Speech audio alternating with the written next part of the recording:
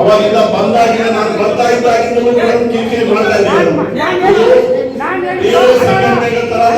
ಸಮತಾ ಸೈನಿಕರ ಅಂದ್ರೆ ಸಮತಾ ಸೈನಿಕರ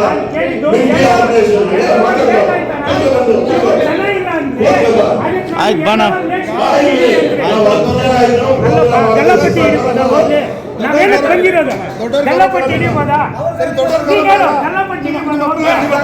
ನಮ್ಮ ದಲಿತ ಸಂಘಟನೆಯ ನಾಯಕ ಆನಂದ್ ರವರು ಅಣ್ಣ ಯಾಕೆ ಇಷ್ಟು ಲೇಟಾಗಿ ಬಂದಿದ್ದಾರೆ, ಕಾರ್ಯಕರ್ತರೆಲ್ಲ ಬಂದು ಕಾದು ಎಲ್ಲರೂ ಲೇಟ್ ಆಯ್ತು ಅಂತಬಿಟ್ಟು ಎಲ್ಲ ಹೊರಟೋಗಿದ್ದಾರೆ.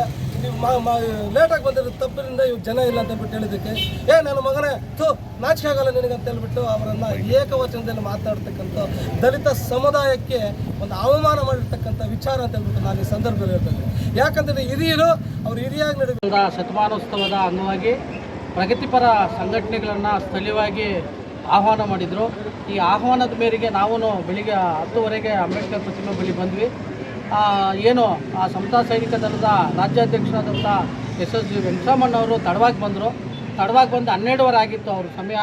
ಆಗ ಸ್ವಲ್ಪ ಜನ ಇವತ್ತು ಭಾನುವಾರ ಆಗಿರೋದ್ರಿಂದ ಸ್ವಲ್ಪ ಹುಡುಗರೆಲ್ಲ ಸ್ವಲ್ಪ ಹೋದರು.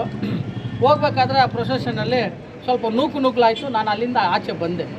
ಆಮೇಲೆ ನಮ್ಮ ಏನು ಸೂಲ್ಕುಂಟೆ ಆನಂದ್ ಅವರು ಆ ಪ್ರೊಸೆಷನ್ನಲ್ಲಿದ್ದಾಗ ಇವ್ರ ಮೇಲೆ ಏನಪ್ಪ ಜನನೇ ಇಲ್ಲ, ಜನನ ಸೇರ್ಸೋಕ್ಕಾಗಲ್ವ ಆ ರೀತಿ ಅಂತ ಮಾತಾಡಿದ್ರು. ನಾನು ಅಷ್ಟೊತ್ತಿಗೆ ನಾನು ಇಲ್ಲಿ ಅಕ್ಕಚಮ್ಮ ಚೌಟ್ರಿ ಹತ್ರ ಬಂದಾಗ ಇವರು ಆ ಮಾಹಿತಿಯನ್ನು ನನಗೆ ಹೇಳಿದ್ರು. ಈ ಥರ ನನ್ನನ್ನು ಏಕವಚನದಲ್ಲಿ ಮಾತಾಡ್ದ, ಈ ಥರ ಬೈದ ಅಂತಂದ. ನಾನು ಹೇಳಿದೆ ಅಣ್ಣ ವೇದಿಕೆ ಮೇಲೆ ಮಾತಾಡೋಣ ಅಂತ. ಇವರು ಅವರನ್ನು ಬಾಗಿಲ ಹತ್ರ ಬಂದಿದ್ದ ತಕ್ಷಣ ಕೇಳಿದ್ರು, ಏಣ ನಾನು ನಿಮ್ಮ ಮನೆ ಆಳ, ನನ್ನ ಈ ಥರ ಮಾತಾಡ್ತಿರೋ ಅಂದಿದ್ದ ತಕ್ಷಣ ಕತ್ತು ಹಿಡಿದು ಹಿಂಗೆ ನೂಕಿದ್ರು ಒಳಗಡೆ. ನಾನು ಅಲ್ಲೇ ಇದ್ದೀನಿ, ಲೈವಲ್ಲಿ ನೋಡಿದ್ದೀನಿ. ಕತ್ತು ಹಿಡಿದು ನೂಕಿದ್ರು. ಯಾಕಣ್ಣ ಹಂಗೆ ನೂಕ್ತೀಯಾ, ನೀವು ಒಬ್ಬ ಹಿರಿಯರು, ನಾವು ನಿಮ್ಮನ್ನು ಪ್ರಶ್ನೆ ಮಾಡಬಾರ್ದು ಅಂದ್ಬಿಟ್ಟು ಗಲ್ಲಾಪಟ್ಟಿ ಹಿಡಿದಿದ್ದ ತಕ್ಷಣ ಕುತ್ತಿಗೆಯಲ್ಲಿರೋ ಚೈನನ್ನು ಕಿತ್ತಾಕಿದ್ಮೇಲೆ ಹಿಂಗೆ ಹಾಕಿ ಹಿಂಗೆ ಹಿಡಿದ್ರು. ಅವ್ರು ಯಾರೋ RPS ಸತೀಶ್ ಅಂತ ಹೊಸಕೋಟೆ ಮೂಲದವರು, ಅವ್ರ ಜೊತೆ ಸೇರ್ಕೊಂಡು ಇವ್ರ ಮೇಲೆ ಹಲ್ಲೆ ಮಾಡಿ ಕೆಲಸ ಮಾಡಿದ್ರು. ಆ ಸಂದರ್ಭದಲ್ಲಿ ನಾವು ಮಧ್ಯಪ್ರವೇಶ ಮಾಡಿದ್ವಿ ಮತ್ತು ಪೊಲೀಸ್ನವರು ಬಂದರು.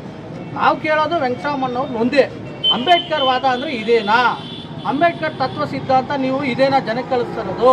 ಇವಾಗ ವೇದಿಕೆ ಮೇಲೆ ಹೇಳ್ತೀರಿ SSG ನಾವು ಸೈನಿಕರಲ್ಲ, ನೀವು ಕಳಿಸ್ಕೊಡ್ತಾ ಇರೋದು ಹಿಟ್ಲರ್ ಧೋರಣೆ. ಇದು ನಿಮ್ಮ ಈ ನಡೆ ನಾವು ಬಂಗಾರಪೇಟೆ ತಾಲೂಕು ದಲಿತ ಸಂಘಟನಾ ಒಕ್ಕೂಟ ತೀವ್ರವಾಗಿ ಖಂಡಿಸ್ತೇವೆ.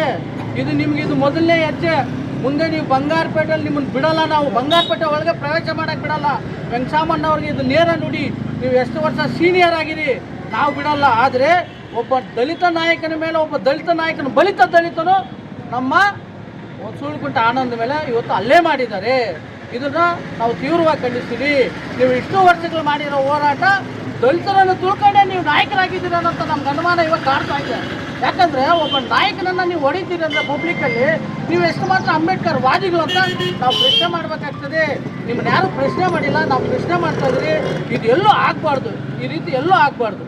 ಹಂಗಾಗಿ ನಾನು ಏನು ಕರ್ನಾಟಕ ದಲಿತ ರೈತ ಸೇನೆ ಮತ್ತು ಬಂಗಾರಪೇಟೆ ದಲಿತ ಸಂಘಟನೆಗಳ ಒಕ್ಕೂಟದಿಂದ ಶತಮಾನೋತ್ಸವ ಕಾರ್ಯಕ್ರಮ ನಡೆಯುವಂಥ ಸಂದರ್ಭದಲ್ಲಿ ಸಣ್ಣದೊಂದು ಅಚಾತುರ್ಯದ ಘಟನೆ ನಡೀತು. ಅದು ನಮ್ಮ ಸೂಲಿಕುಂಟೆಯ ಆನಂದ್ ಬಂದು ತೀರಾ ಅಶಿಸ್ತಿನಿಂದ ವರ್ತಿಸಿದಾಗ ಅದನ್ನು ಖಂಡಿಸಿದ್ದೀವಿ.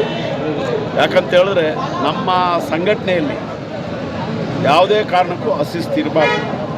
ಒಬ್ಬ ರಾಷ್ಟ್ರ ಮಟ್ಟದ ರಾಜ್ಯಾಧ್ಯಕ್ಷರು ಬಂದಾಗ ಅವರ ನಡಿಗೆಗೆ ಅಡ್ಡಿಪಡಿಸುವಂಥದ್ದು, ಅವರ ಮೇಲೆ ಅತಿಕ್ರಮವಾಗಿ ಮಾತಾಡುವಂಥದ್ದು, ಕೆಟ್ಟ ಭಾಷೆಯನ್ನು ಉಪಯೋಗಿಸೋದು, ಬಲಾತ್ಕಾರವನ್ನು ಹೇರುವಂಥದ್ದು ಇದು ಸಾಧ್ಯವಿಲ್ಲ. ಅದಕ್ಕೆ ಆತನಿಗೆ ಹೇಳಿದ್ವಿ, ಸಮಾಧಾನವಾಗಿ ಕಾರ್ಯಕ್ರಮ ನಡೆಸೋದ್ರೆ ನಮ್ಮ ಜೊತೆಗೆ ಇರಬೇಕು, ಇಲ್ಲಾಂದರೆ ಹೋಗಬೇಕು. ಸೊ ಇದು ನಾವು ಇಂಥ ಅಚಾತುರ್ಯದ ಮಾತುಗಳನ್ನು, ದಬ್ಬಾಳಿಕೆಯ ದೌರ್ಜನ್ಯಗಳ ಮಾತುಗಳನ್ನು ಸಮತಾ ಸೈನಿಕರ ಯಾವತ್ತೂ ಕೂಡ ಸಹಿಸೋದಿಲ್ಲ. ಬೇರೆ ಸಂಘ ಸಂಸ್ಥೆಗಳೆಲ್ಲ ಹಂಗಿರ್ಬೋದು, ಆದರೆ ನಮ್ಮ ಸಂಘಟನೆಯಲ್ಲಿ ಆತ ಇಲ್ಲಿಂದ ಹೋಗಿದ್ದಾದಮೇಲೆ ಎಷ್ಟು ಶಿಸ್ತಾಗಿ ಕಾರ್ಯಕ್ರಮ ನಡೀತು. ಸೊ ಹೀಗಾಗಿ ಆನಂದ್ ಏನು ಇವತ್ತು ಈ ರೀತಿಯ ಕೆಲಸ ಮಾಡಿದ್ರೆ ಅದನ್ನು ನಾನು ಕ್ಷಮಿಸ್ತಾ ಇದ್ದೀನಿ. ಇನ್ನು ಮೇಲೆ ಆ ಥರದ್ದು ನಡೆಸ್ಕೊಳ್ಳೋದು ಬೇಡ. ಆತ ನಮ್ಮ ಅಣ್ಣ ತಮ್ಮಂದನಾಗಿ ಬಾಬಾ ಸಾಹೇಬ್ ಅಂಬೇಡ್ಕರ್ ಹುಟ್ಟಾಕಿರೋಂಥ ಸಂಘಟನೆಗೆ ಅಗೌರವ ತರುವಂಥದ್ದು ಬೇಡ. ಏನೋ ಸಣ್ಣ ಪಣ್ಣ ಹೆಚ್ಚು ಕಡಿಮೆಗಳಾಗ್ತವೆ, ಅದಕ್ಕೆ ದೊಡ್ಡದು ಮಾಡ್ಕೊಂಡು ಅದನ್ನೇ ರಂಪ ಮಾಡೋದು ಯಾವುದೇ ಸಾಮಾಜಿಕ ಕಾರ್ಯಕರ್ತನಿಗೆ ಅದು ಶೋಭೆ ಅಲ್ಲ ಅನ್ನೋ ಮಾತನ್ನು ಈ ಸಂದರ್ಭದಲ್ಲಿ ಹೇಳ್ತೀನಿ. ಆತ ನಾನು ತನ್ನ ತಪ್ಪುಗಳನ್ನು ತಿದ್ದುಕೊಂಡು ನಮ್ಮ ಸಂಘಟನೆಗೆ ಬರೋದು ನಮ್ಮದೇನು ಅಭ್ಯಂತರ ಇಲ್ಲ.